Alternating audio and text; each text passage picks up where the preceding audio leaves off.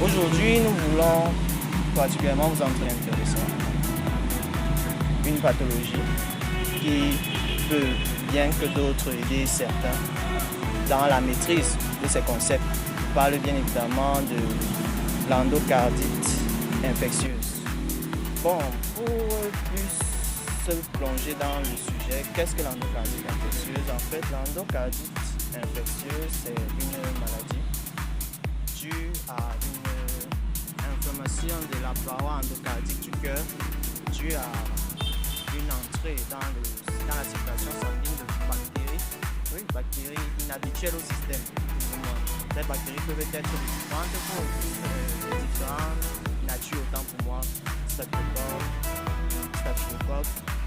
Et de cette manière, en fonction du taux de bactéries retrouvées dans le sang, on peut diagnostiquer deux types d'endocardite, soit l'endocardite infectieuse aiguë et l'endocardite infectieuse subaiguë. Bref, essayons d'en savoir un peu plus sur le sujet, notamment quelles en sont les causes, comment est-ce qu'elles se manifestent, comment est-ce qu'on fait pour le diagnostiquer en milieu hospitalier et bien évidemment comment est-ce qu'on peut faire pour traiter l'infection ou même la prévenir.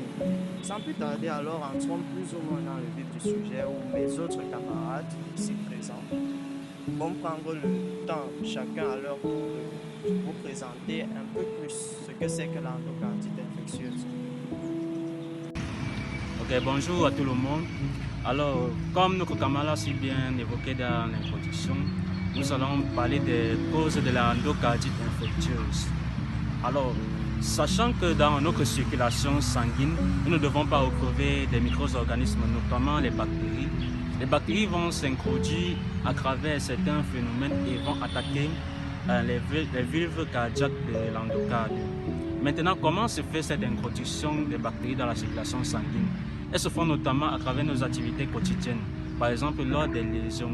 Il peut arriver lors d'une blessure, peut-être après avoir crépiché ou bien lorsqu'on se coupe par exemple la main. Il y aura donc introduction de ces bactéries qui sont par exemple sur notre peau à l'intérieur de la circulation. Également des lésions au niveau buccal. Alors comme nous l'avons si bien dit au début, nous avons deux types d'endocardite, à savoir l'endocardite infectieuse et l'endocardite infectieuse subaiguë. Maintenant parlons de ces manifestations. Au niveau de l'endocardite aiguë, elle se manifeste à travers un rythme cardiaque élevé, à travers des fatigues, une température également élevée. Par contre, l'endocardite infectieuse subaiguë se manifeste à travers une perte de poids, également une forte accélération du rythme cardiaque. Maintenant, comment alors, pour savoir quel diagnostic effectuer durant pouvoir détecter la maladie, elle sera faite par un autre camarade qui va vous la présenter. Merci.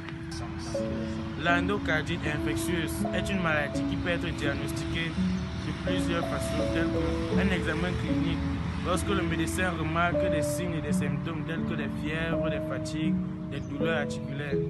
Une hémoculture, un examen qui consiste à prélever le sang pour essayer de détecter les bactéries pouvant causer l'infection.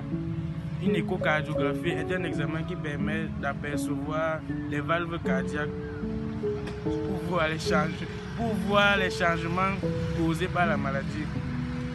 Après le diagnostic, nous pouvons prévenir l'endocardite de plusieurs façons qui vont être présentées par notre camarade.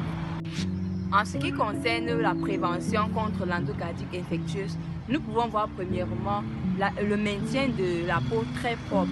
Nous devons nous laver régulièrement pour éliminer les bactéries qui sont présentes sur notre peau. Et dans la bouche également, nous devons nous brosser les dents parce qu'on doit maintenir notre bouche propre. Puisque notre camarade tout à l'heure en parlant a dit que l'effet de tousser peut nous provoquer des infections. Pourtant, si on a une bouche propre, cela va éliminer certaines bactéries. Deuxièmement, nous invitons le corps médical lors d'interventions chirurgicales à administrer les antibiotiques pour avertir ou prévenir toute éventuelle infection pendant l'opération. Merci. Donc pour moi, ce qu'on aurait pu dire en ce qui concerne l'endocardite infectieuse, sachez, la santé de l'être humain est quelque chose de vraiment très précieux. Du coup, il est important de bien faire attention aux moindres petits détails. Vous voyez, une toute petite bactérie serait capable de vous créer tout un tas de complications. du jour au lendemain un arrêt cardiaque, un infarctus du myocarde. Tout est possible juste avec une toute petite bactérie dans la circulation sanguine. Essayons donc, prenons soin de notre santé, protégeons-nous de ces différentes infections dont l'endocardite dont on a parlé tout à l'heure, en mettant en pratique les différentes méthodes de prévention. Hello everyone, I am a student in the University of Ebolowa in the Faculty of Science under the Department of Biomedical and Health Medical Sciences. Today we are going to discuss on an infectious disease called infective endocarditis. This infection occurs when bacteria or other infectious agents enters the bloodstreams and reaches the endocardium.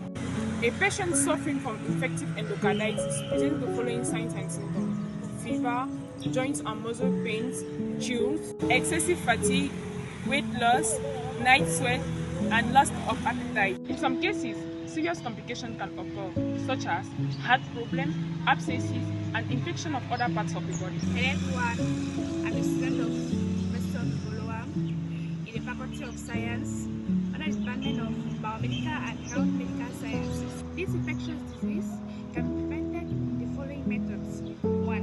Sterilizing surgical equipment before each and every surgery is a great move and very important aspect. We should equally eat foodstuffs which are very rich in essential fatty acids such as omega-3 and omega-6. For the diagnostic of a patient suffering from infective endocarditis, the patient's signs and symptoms should be taken into consideration. A thorough physical examination and a laboratory test such as blood test and bacterial culture. An echocardiogram may also be performed to assess the conditions of the heart. How can infective endocarditis be treated? This infectious disease can be treated by a series of intravenously administered antibiotics for several weeks. In several cases, surgical treatment may be needed to repair or to replace a damaged heart valve. And now, to wrap it all up, stay safe and go for your frequent checkups.